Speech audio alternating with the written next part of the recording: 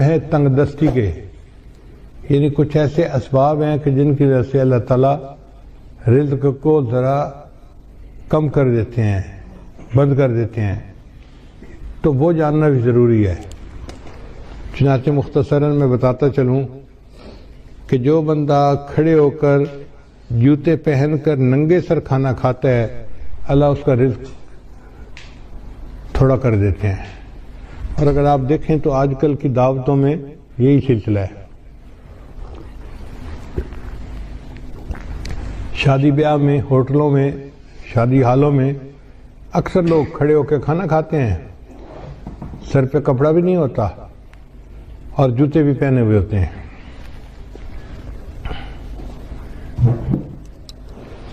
پھر رزق میں تنگی تو ہونی ہوتی ہے۔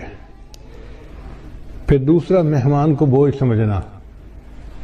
جو لوگ مہمان کے آنے کو بوجھ سمجھیں اور اس فکر میں لگ جائیں کہ جی آ گیا ہے تو کہاں سے اس کو کھلائیں گے اور کتنا اس کو کھلائیں گے اور کتنے دن رہے گا، مہمان بعد میں آتا ہے، اللہ مہمان کا رزق پہلے بھیجتے ہیں، تو الحمدللہ ثم الحمدللہ اللہ تعالیٰ خیر فرما دیتے ہیں۔ بلکہ میں تو یہ سمجھتا ہوں کہ ہمیں اللہ مہمانوں کی برکت سے روزی دیتے ہیں۔ ایک دن میں کھانا کھا رہا تھا تو میری بہو کہنے لگی کہ ابو جی ایک بندہ ہے انڈیا کا، بڑا مالدار ہے، اس نے پورا سال ہر روز بندے کو ہر روز 1000 بندوں کو کھانا کھلایا۔ اب وہ بڑی حیران تھی کہ 1000 بندوں کو کھانا ہر روز وہ کھلاتا تھا۔ جب اس نے بات کر لی تو میں نے کہا کہ بیٹا وہ تو امیر آدمی ہے، وہ تو 1000 بندوں کو دن میں ایک دفعہ کھانا پورا سال کھلاتا ہے۔ ہم فقیر لوگ ہیں اور ہم الحمدللہ 1000 طلباء کو دن میں 3 مرتبہ کھانا کھلاتے ہیں۔ صبح ناشتہ بھی ہوتا ہے، دوپہر کا کھانا بھی ہوتا ہے، رات کا کھانا بھی ہوتا ہے، اور پورا سال اللہ روزی پہنچا دیتے ہیں۔ تو حیران ہوئی، کہنے لگی ہاں بات تو ٹھیک ہے۔ میری وائف پاس بیٹھی ہوئی تھی تو وہ کہنے لگی کہ میں ایک بات بتاؤں۔ میں نے کہا کیا؟ کہنے لگی کہ ہماری شادی کو 30-35 سال ہو گئے ہیں اور اس 30-35 سال میں ایک دن بھی ایسا نہیں گزرا کہ ہمارے گھر میں مہمان کا کھانا نہ بنا ہو۔ میں نے اللہ کا شکر ادا کیا کہ یا اللہ تیرا کرم اور تیرا احسان ہے کہ الحمدللہ 35 سال میں ہر روز مہمان کا کھانا گھر میں بن رہا ہے، ایک دن بھی ایسا نہیں کہ مہمان گھر میں نہ ہو۔ تو میں تو یہ سمجھتا ہوں کہ اللہ ہمیں رزق جو دیتے ہیں وہ مہمانوں کی وجہ سے دیتے ہیں، تو مہمان نوازی سے کبھی پریشان نہیں ہونا چاہیے۔ پھر تیسرا سبب ہے بغیر بسم اللہ پڑھے کھانا کھا لینا، ہاتھ دھوئے بغیر کھانا کھا لینا، یہ بھی بیماری عام ہے۔ دسترخوان لگے ہوتے ہیں، نہ ہاتھ دھوئے جاتے ہیں، نہ بسم اللہ پڑھی جاتی ہے، نہ کھانے کی دعا پڑھی جاتی ہے، جس وجہ سے پھر تنگ دستی آ جاتی ہے اور اس کے دروازے بند ہو جاتے ہیں۔ پھر کھانے کے برتن کو صاف نہ کرنا، یہ بیماری بھی عام ہے۔ ہم لوگ کھانا کھاتے ہیں اور کچھ تھوڑا سا کھانا آخر پہ بچا دیتے ہیں، حالانکہ اسی کھانے میں برکت ہوتی ہے۔ سنت یہ ہے کہ اگر 3 لقمے کھانا موجود ہے تو اس کو تو چھوڑ دیں تو کوئی اور کھا لے گا، چلو بھائی۔ اگر اتنا کھا لیا کہ 3 لقمے رہ گئے تو اس کو خالی نہ چھوڑیں، اب اس کو پلیٹ کو اچھی طرح صاف کر دیں تاکہ اللہ کی نعمت ضائع نہ ہو، اللہ کی نعمت جو ہے وہ کسی انسان کے کام آ جائے۔ مگر اس میں ایسے لگتا ہے کہ جیسے یہ بندہ غریب ہے، اور امیر لوگ جو ہیں وہ ذرا شاہانہ دماغ کے ہوتے ہیں، تو وہ ڈالتے زیادہ ہیں، آدھا کھا لیتے ہیں، آدھا چھوڑ دیتے ہیں۔ یہ جو آدھا کھانا اور آدھا چھوڑنا ہے یہ بھی رزق میں تنگی کا سبب بنتا ہے۔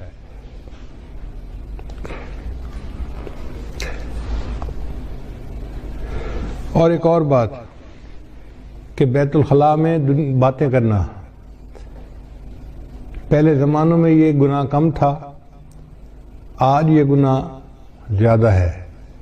بلکہ نوجوان بچے اور بچیاں جو ادھر ادھر کالیں کرتے ہیں چھپ چھپ کے، وہ تو کئی مرتبہ جا کے بیٹھ کے بات ہی کرتے ہیں بیت الخلاء میں، پتہ ہی نہیں چلے کسی کو کہ کیا ہوا۔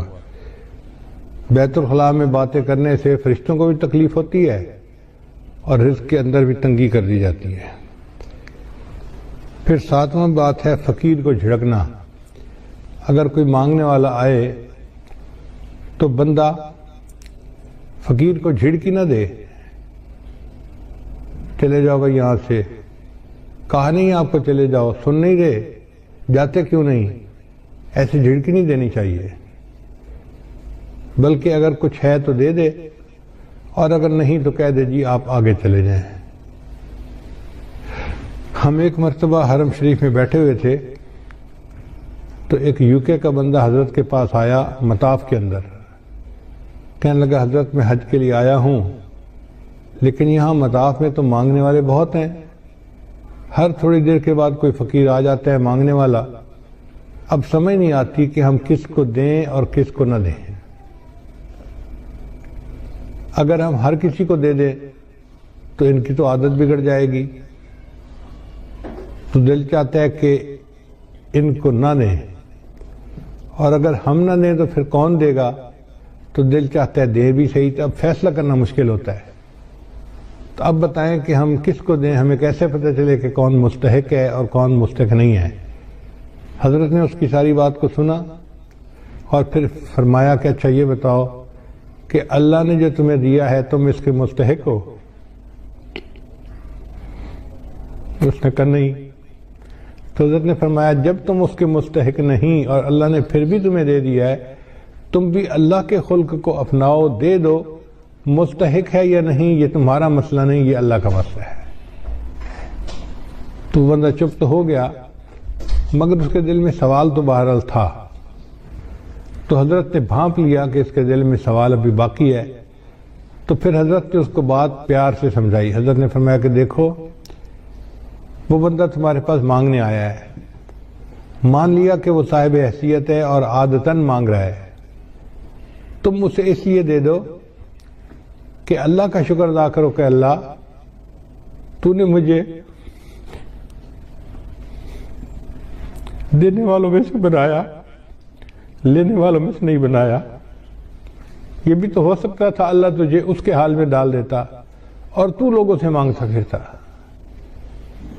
تو اللہ تعالیٰ کی اس نعمت کا شکر ادا کرتے ہوئے دے دیا کرو کہ اللہ تو نے مجھے لینے والا نہیں، تو نے مجھے دینے والا بنایا ہے، میں تیرے نام پہ دے رہا ہوں۔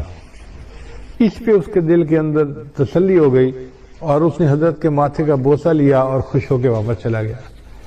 تو اس لیے اگر کوئی فقیر آئے تو اس کو جتنا دے سکتے ہیں دیں، اور اگر نہیں دے سکتے تو پیار سے کہیں جی آپ آگے چلے جائیں، اس کو جھڑکی نہ دیں، اس کو ڈانٹ ڈپٹ نہ کریں۔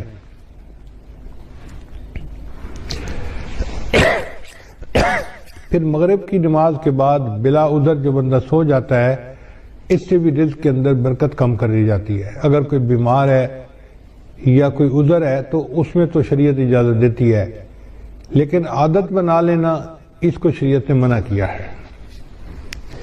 مغرب کے بعد بلا عذر نہیں سونا چاہیے۔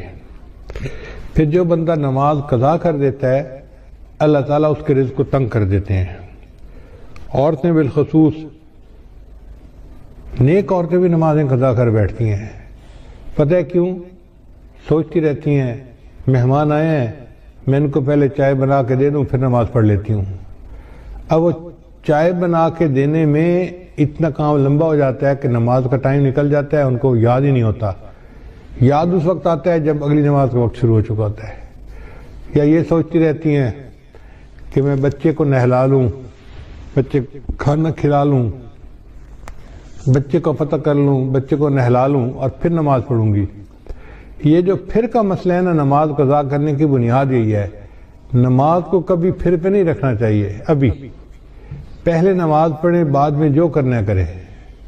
اس لیے جب نماز کا وقت ہو جائے تو نماز پڑھیں اور اس کے بعد جو کرنا ہے کریں۔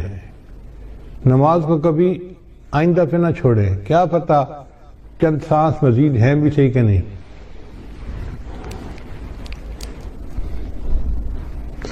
ہمیں ایک مرتبہ اس کا بہت عجیب تجربہ ہوا۔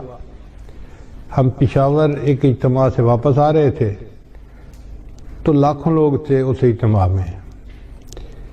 راستے میں ایک چھوٹی سی مسجد میں ہم رکے، ہم نے سوچا کہ ہم یہاں پر عصر کی نماز ادا کر لیتے ہیں۔ تو جب میں مصلی کے اوپر کھڑا ہوا امامت کے لیے تو ایک اور گاڑی آ کے رکی جس میں 4 بندے تھے. ان 4 میں سے 2 بندے مسجد کے اندر داخل ہوئے اور دوسرے 2 ان کے پیچھے تھے. تو پیچھے والوں نے ان کو کہا یار یہاں تو پہلے ہی نمازی کافی ہیں، چلو ہم عصر کی نماز آگے پڑھ لیں گے. تو جو اندر آئے ہوئے لوگ تھے نا وہ بھی باہر نکل گئے اور گاڑی میں بیٹھ گئے اور گاڑی چلی گئی. خیر ہم نے نماز ادا کی. پھر اس کے بعد ہم آگے چلے اسلام آباد کی طرف آ رہے تھے. کوئی 10 میل کے بعد ہم نے دیکھا کہ اس پہلے والی گاڑی کا ایکسیڈنٹ ہوا ہے، اور ایکسیڈنٹ اتنا فیٹل تھا کہ چاروں کے چاروں بندے مر گئے تھے. تو ہم نے جب اس گاڑی کو دیکھا تو گاڑی کو تو پہچان لیا. تو لوگوں نے ہمیں بتایا کہ جی ایکسیڈنٹ اتنا برا تھا کہ ایک بندہ بھی نہیں بچا، سب مر گئے. اس وقت مجھے خیال آیا کہ یا اللہ اگر یہ رکے تھے جیسے نماز وہاں پڑھ کے پھر چلتے تو ایک تو وقت کی عصر کی نماز بھی ادا ہو جاتی اور دوسرا اس کی وجہ سے برکت بھی ہو جاتی. اب یہ انہوں نے عصر کی نماز ادا نہیں کی ہوگی، نیت تھی پڑھنے کی لیکن بن پڑھے دنیا سے چلے گئے. تو کون جانتا ہے موت کا وقت کتنا قریب ہے. اس لیے اگر پھر پہ ڈال دینا جی کہ پھر نماز پڑھیں گے تو اس میں نماز بھی قضا ہو جاتی ہے اور انسان نقصان بھی اٹھاتا ہے. ابھی نماز پہلے پڑھیں جب ٹائم ہو جائے، اور عورتوں کے لیے تو اول وقت میں نماز پڑھنا بھی زیادہ فضیلت ہے. بس اذان کے انتظار میں رہیں. گھر کے اندر ایک بورڈ ہونا چاہیے جس پر نماز کے ٹائمنگ لگے ہوئے ہوں. بچے بڑے اس بورڈ کو دیکھیں اور جیسے ہی نماز کا ٹائم ہو جائے بس وضو کیا، پہلے نماز پڑھی، بعد میں جو کرنا ہے بعد میں کرتے رہیں گے. پھر 11ویں چیز جس سے رزق میں کمی آتی ہے وہ ہے جھوٹ بولنا. جو بندہ جتنا زیادہ جھوٹ بولتا ہے اللہ اس کے رزق کو اتنا تنگ کر دیتے ہیں. اللہ اکبر. شاید آج ہمارے رزق کے اندر جو تنگی ہے اس کی بنیادی وجہ یہ جھوٹ ہی ہے. جھوٹ ہم نے انفرادی طور پر نہیں، قوم میں اجتماعی طور پر آ گیا ہے. جس بندے سے بات کریں وہی جھوٹ میں بات کرے گا، اور اس کا نام ہم نے بہانہ رکھ دیا. جی میں نے اس کے سامنے بہانہ کیا. بیوی کہتی ہے میں نے خاوند کے سامنے بہانہ کیا. بیٹا کہنا ہے میں نے ابو کے سامنے بہانہ کیا. شاگرد کہتے ہیں میں نے استاد کے سامنے بہانہ کیا. حالانکہ یہ بہانہ صریح جھوٹ ہوتا ہے اور اس جھوٹ سے بچنے کی ضرورت ہے.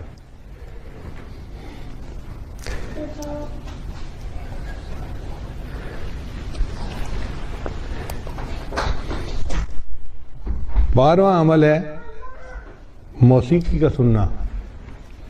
آج کل گھروں کے اندر گانے چل رہے ہوتے ہیں، فلمیں چل رہی ہوتی ہیں،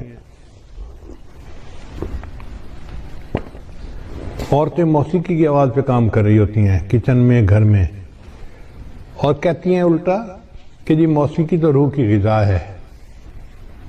اور اس بات کو بھول جاتی ہے کہ جس گھر میں موسیقی چلتی ہے اللہ ان کی رزق میں تنگی کر دیتے ہیں. پھر 13واں عمل اولاد کو برا بھلا کہنا. کچھ ماں باپ اولاد کو جلدی گالیاں دینا شروع کر دیتے ہیں، یا برے الفاظ کرنا شروع کر دیتے ہیں، یا کوسنا شروع کر دیتے ہیں. تو جو اولاد کو برے الفاظ کہیں گے یا کوسیں گے ان کے رزق کو اللہ تعالیٰ ویسے ہی تنگ کر دیں گے. 14واں عمل قرآن مجید کو بلا وضو ہاتھ لگانا. قرآن مجید اللہ کا کلام ہے، لا یمسہ الا المطہرون. اس کو ہاتھ نہیں لگا سکتا مگر وہ جو پاک ہو. تو ہمیں چاہیے کہ ہم باوضو ہو کے اس کو ہاتھ لگائیں. اگر بے وضو ہاتھ لگائیں گے تو رزق کے اندر کمی آ جائے گی. پھر 15واں عمل جس سے رزق میں کمی آتی ہے نامحرم کو دیکھنا. یہ بد نظری کی عادت آج اتنی عام ہو گئی ہے، چاہے آتے جاتے بازار میں دیکھے، گلی میں دیکھے، سکرین کے اوپر دیکھے، سیل فون کے اوپر دیکھے، عورت کو دیکھے یا عورت کی تصویر کو دیکھے، بات ایک ہی ہے. تو نامحرم کو دیکھنے سے اللہ تعالیٰ رزق میں تنگی فرما دیتے ہیں. اور 16واں عمل جس سے کہ انسان کے رزق میں تنگی آ جاتی ہے اہل و عیال کے ساتھ لڑتے رہنا. میاں بیوی جو ہر وقت ایک دوسرے کے ساتھ بات بات پہ بحث کرتے ہیں، دلیلیں دیتے ہیں، لڑتے جھگڑتے ہیں، تو یہ میاں بیوی کی لڑائی جھگڑے میں اللہ ان کے رزق کو تنگ کر دیتے ہیں۔ اب ایک طرف تو لڑائیاں بھی ختم نہیں ہوتی اور دوسری طرف رزق کی کمی کے شکوے بھی ختم نہیں ہوتے۔ بھئی اتفاق میں برکت ہے، آپ محبت پیار سے زندگی گزاریں تو اللہ تعالیٰ رزق کی پریشانی کو دور کر دیں گے، اور باطنی روحانی بیماریوں سے بھی دعا مانگیں، اللہ تعالیٰ ہمارے ایمان کی حفاظت فرمائے اور ہمیں اس دنیا میں اللہ تعالیٰ ایمان کے ساتھ جینے اور ایمان کے ساتھ مرنے کی توفیق عطا فرمائے۔ وآخر دعوانا ان الحمد للہ رب العالمین۔